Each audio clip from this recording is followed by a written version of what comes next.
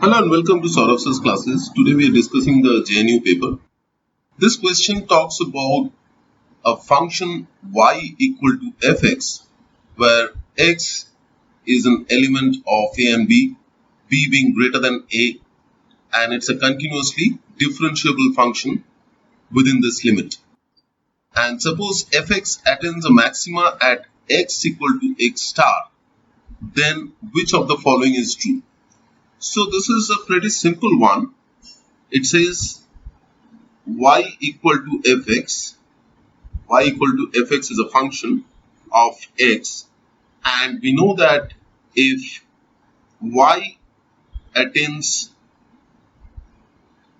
maximum at x equal to x star, then f dash x is equal to 0 at x equal to x star. The first differential will be 0, and the second differential f dash x will be negative or less than 0 at x equal to x star for the function to be maximum at that point. So therefore the option C, f dash of x star is equal to 0 and f double dash of x star is less than 0 is the correct option. The next question says that there is a set S which is defined by the elements 1, 2 and 1, 2, 3. And there are 4 statements regarding this set. Which one is correct? Now, we have to understand that S is the set which is having the element 1, 2 and also the element 1, 2, 3 which is considered to be one element. So therefore, looking at the options, we see that the set 1, 2 is an element of S cannot be correct. A set cannot be an element. 1, 2 is a set. So therefore, option B, 1, 2 is a subset of S is correct. 1, 2 is a set. Let's say this is X, and X will be a subset of S. So this is correct. Option C, 1, 2, 3, which is an element, cannot be a subset of S. 1, 2, 3 is an element here. It is not a subset of S. 1, 2, 3 is an element of S. And the fourth one, which says 3 is an element of S, this is also not correct because 3 is an element of X. So only option B is the correct choice. The next question says, let x1, x2 up to x100 be positive integers such that xi plus xi plus 1 is equal to k for all I, and k is a constant, and x10 is given as 1, and we have to find the value of x1. So from the given condition we can see that x1 plus x2 is equal to k. Similarly, x2 plus x3 is equal to k.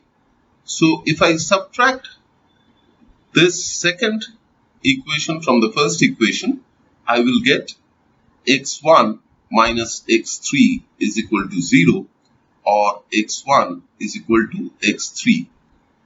Similarly, x2 plus x3 is equal to k, and x3 plus x4 is equal to k. So if I subtract the second equation from the first one, I get x2 minus x4 is equal to 0, or x2 is equal to x4. Now we can go on doing this iteration for every odd and even number, and we will see that all the even numbers are same and all the odd numbers are same. So we can try out one more. So x3 plus x4 is equal to k, x4 plus x5 is equal to k. So similar logic, we subtract the second one from the first one, we get x3 minus x5 is equal to 0, or x3 is equal to x5. So we can clearly see that all the odd numbers will be same and all the even numbers will be same. So therefore x10 is given as 1. So since all odd numbers are same, all odd are same and all even are same, so x2 is equal to x4 is equal to x6 is equal to x8 is equal to x10. So therefore x2 is equal to 1. So therefore x1 plus x2 is equal to k means x1 plus 1 is equal to k, or x1 is equal to k minus 1. So x1 would be k minus 1. So from the given choices we see that B, which is x1 equal to k minus 1, is the correct choice.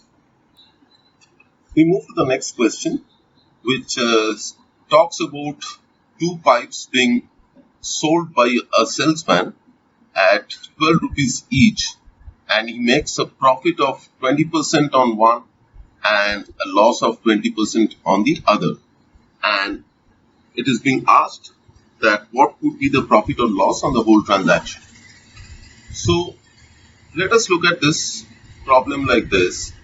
So let's say we have cost price and selling price of any article.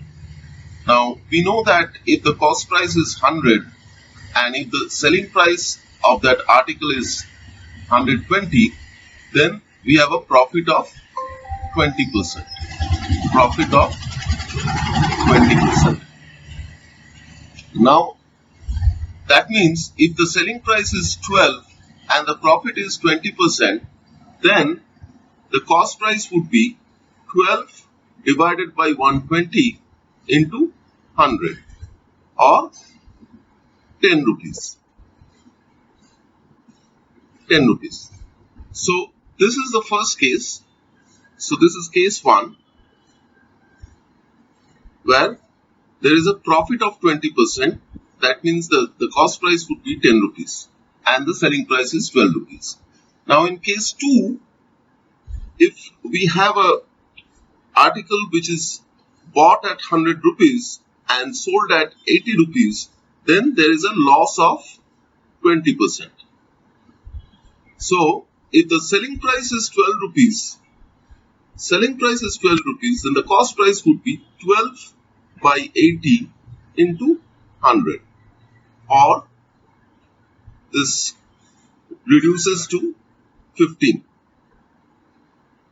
So that means the cost price of the second article, which is sold with a loss of 20%, is 15 rupees and the cost price of the first article is 10 rupees. So the total cost price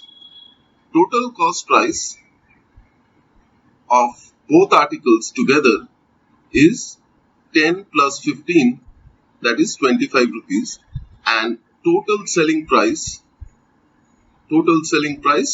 is 12 plus 12, which is 24.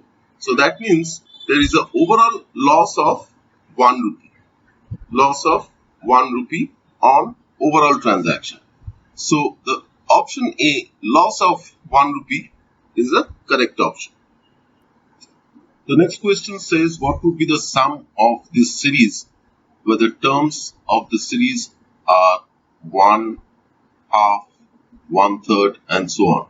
So we can clearly see that this series is a HP series, or a series where the terms are in the reverse order of a arithmetic progression. So we have a harmonic progression here and we are asked to find the sum of that.